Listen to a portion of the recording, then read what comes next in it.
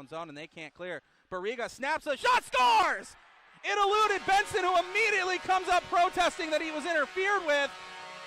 Dump to the point, shot deflected down, comes to Barriga in the slot, he's hauled down, and Melberg shoves it into an empty net and scores! 2-0 Yellow Jackets at the 6:31 mark, and Elijiah Barriga has 2 points in the first 6.5. Here. Pioneers get one out in front and a good stick lift, and again and Jeff Baum. Another good clear by Baum, one-handed to start this transition. Now 3-on-1, Kosher into the slot, Christensen scores! 1-14! And he ties the record as he breaks the tie. Well, Christensen's going to get the goal, and congratulations on the mark, like you just mentioned, Seth.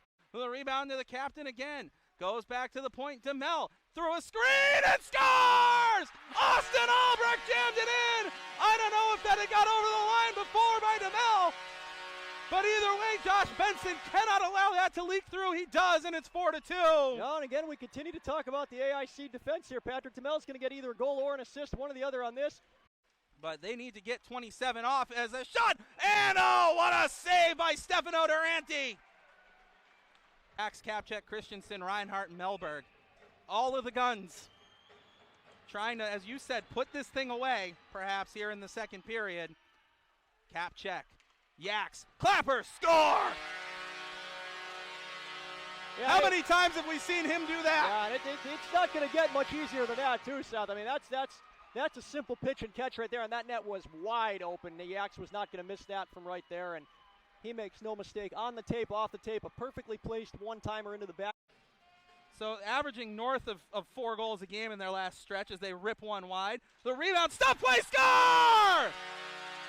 Austin Long, it's 6-2, and that might be the dagger. That one might serve as the dagger. You're absolutely right. 4 goals. A nice play by Austin Long to go to the net.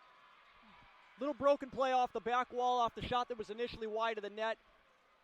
But Long with a nice job knowing he has to go to the net. Puck takes a good bounce for him. He corrals it behind the goal line. Any attempt at it, of course. But they've played what's been pretty good to script here. 2-on-1 here, though, but good to script here so far in the third period. Here's a cross, a shot. Oh, Stefano Durante with the robbery on Gehring. Obviously pleased with our effort, pleased with our execution. We've got high buy-in right now, and you know what? It was a little bit of a different setup in terms of the amount of preparation we were able to have for the hockey game. We had 8 days off in between the last time we played, so I got to give a lot of credit to Steve Wheeler and Corey Schneider. I thought we put together a pretty solid game plan, but more importantly, our guys executed it, and it's a typical AIC hockey game for us in terms of defending the middle of the ice and giving a really good, scary offensive team some of the bad ice, and balanced scoring, and it was all in all, we're really pleased. I think we all worked as a unit, as a group.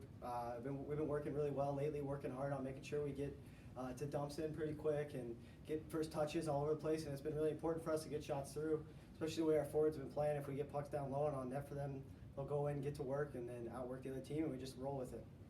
I think they just threw it against the wall as a little turnover, and I saw people at the net, so I thought I'd throw a shot, and it happened to go in. It was just a good week of practice. Did a lot of stuff at practice where I was seeing shots that Sacred Heart I knew was going to throw at me, some low plays, and the boys in front of me did a good job clearing lanes for me so I could see. Yeah, we have good energy in our building, and I think it's a nice way to challenge your team in terms of having a regular season game with some importance, and we've got a long way to go to the finish line. But anytime we can put a little magnitude on a specific game, and you want to see how your team responds, and we've checked that box. And this senior group for the last 2 or 3 years, anytime we've had to elevate in a big game, be it regular season or a playoff game, they've done that. So our seniors were magnificent, really proud of them, and happy for them. There's quite a few people in the crowd tonight, and I think that helped us tonight in a home rink, and I think the boys felt that, and we just didn't quit tonight, and we just kept going. And they can score in bunches, and one of the highest scoring teams in the country, and they've got a dangerous power play, so you've really got to tread lightly in terms of you need to push back, but you can't do it at all costs because it'll be 3-2 and 4-2 before you know it. So I thought our guys just managed that little bit of a roller coaster, being up 2 and then even to 2, and it was kind of just win a shift at a time here, and we were able to do that, and we had obviously a strong second period. Yeah, that was huge for us.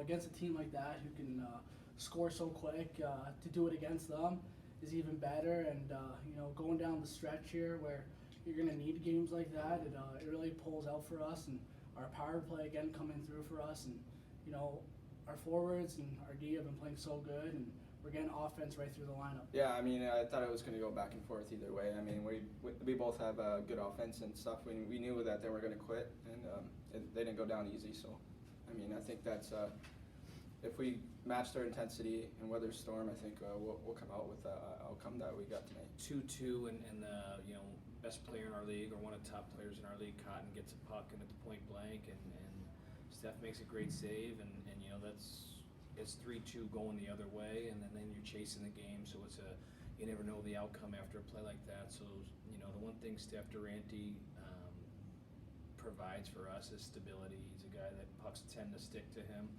and he doesn't give a lot of second and third chances, and Steph was really good tonight.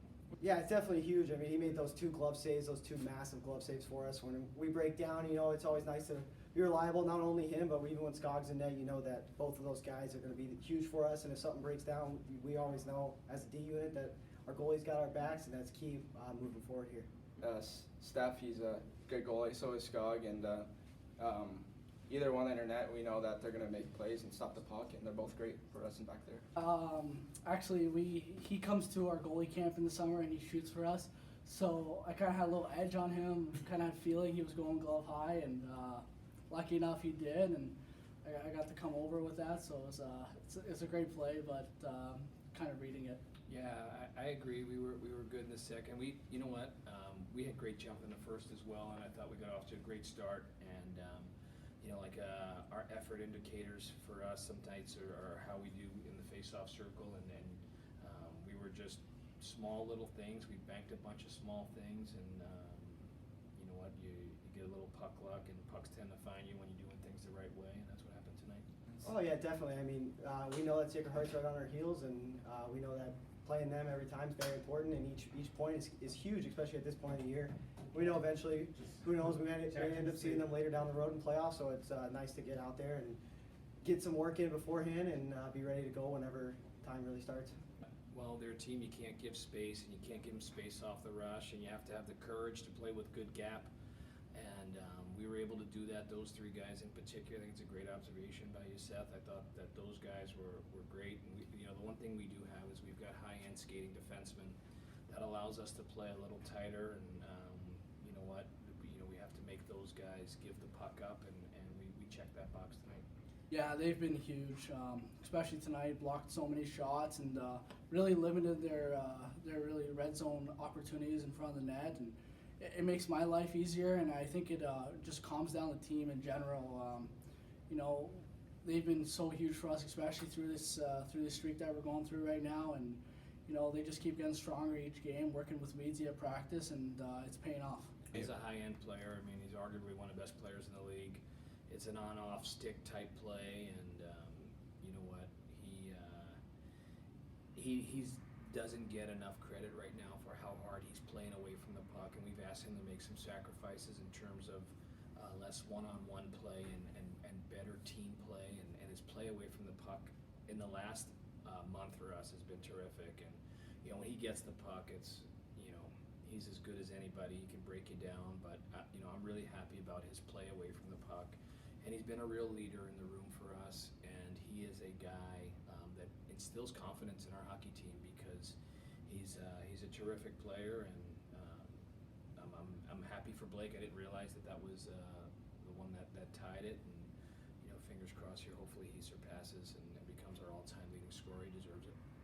Blake's awesome. I mean, he's such a good offensive capability, and you see over the last couple of weeks and the last couple of months, he's been working really hard on making sure he gets back on the back check, and it's really working out for him. He's getting good chances in the offensive zone, and you always count on Blake to put the puck in the back of the net, so it's always good to have him on the ice with you.